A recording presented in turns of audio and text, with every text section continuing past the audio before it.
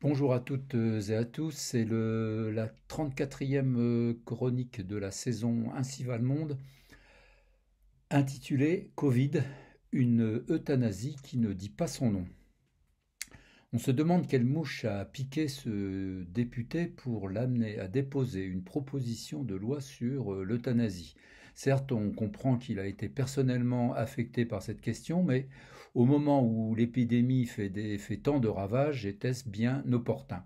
Alors que maintenant, pratiquement 100 000 personnes sont mortes du virus sans avoir demandé à mourir, ni demande d'euthanasie, ni suicide assisté, ni soins palliatifs. Quant à pouvoir mourir dans la dignité, c'est une autre affaire. Les comités d'éthique sont restés muets sur cette question. Pour convaincre de son intérêt, des sondages ont été convoqués pour répondre à la question de savoir si on était pour ou contre l'euthanasie. Et bien sûr, 70% des Français bien portants et confortablement installés dans leur fauteuil ont répondu qu'ils y étaient favorables, favorables aux gestes qui sauvent de la vie.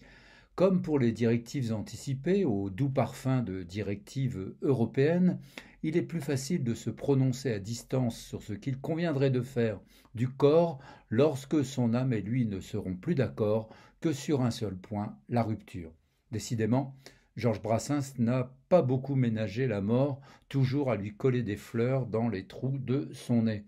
En effet, il n'est déjà pas toujours simple de décider du jour pour le lendemain de ce que nous ferons et encore moins de ce que nous serons, alors décider des conditions dans lesquelles doit se dérouler sa propre mort à quelques années de distance laisse perplexe.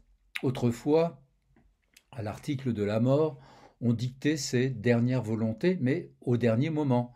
C'est ainsi qu'un laboureur, sentant sa mort prochaine, fit venir ses enfants et leur parla sans témoin. En fait de témoin, aujourd'hui, c'est toute une assemblée qui est au chevet du malade et mourir tranquille et seul n'est plus tout à fait évident. Mais c'était un autre temps, une autre époque. Aujourd'hui, le vrai temps, celui d'aujourd'hui, qui dure depuis un an maintenant, plus question de dernière volonté ou de directive, plus question de mourir dans la dignité, et plus question de décider du quand on veut mourir et dans quelles conditions. Ça se décide sans nous et on meurt seul, une euthanasie à grande échelle. Un peu fort comme propos, trouvera-t-on, un peu rude même, et pas très convenable alors que des milliers de personnes sont dans la détresse et la peine. Et justement, c'est que j'y suis dans la peine et aussi dans la colère. Eric est mort alors qu'il ne l'avait pas demandé. On me dit qu'il est mort du Covid. C'est faux. Eric est mort d'un choc anaphylactique au moment de l'intubation. Mais pas exactement cela encore. Remontons dans le temps. Eric est mort parce qu'il n'y avait pas assez de personnel soignant, donc pas assez d'attention, de care, comme on dit éthiquement. Non, ce n'est pas encore juste. Remontons encore à une autre cause. Eric est mort aussi parce que, manquant de lit, il a fallu attendre pour en trouver un et peut-être choisir entre lui ou une autre personne. Des minutes ou des heures déterminantes.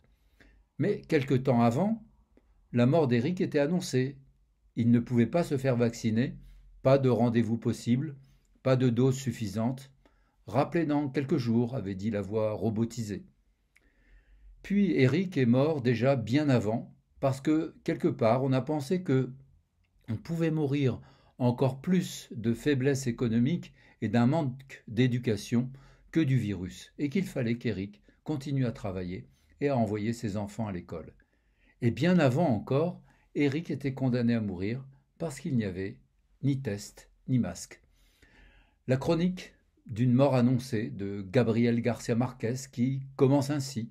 Le jour où il allait être abattu, Santiago Nazar s'était levé à 5h30 du matin pour attendre le bateau sur lequel l'évêque arrivait. Fatalité, oui, mais pas de cette force occulte qui déterminerait les événements et qu'on pourrait facilement accuser. Pourtant, dans cette remontée dans le temps apparaît quelque chose d'inexorable, d'inéluctable, comme Oedipe allant vers son destin, quoi qu'il fasse. On n'empêche pas le destin de se réaliser.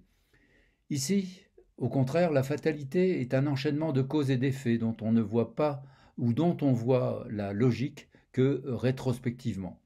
Bien sûr, Éric serait mort un jour, fatalement, mais à l'intérieur de ce déterminisme, il est toujours possible de faire librement, autrement, de modifier, de pallier, de retarder, de renvoyer à plus tard. À l'enterrement, Éric, euthanasié passivement avec des milliers d'autres, était seul, fatalement.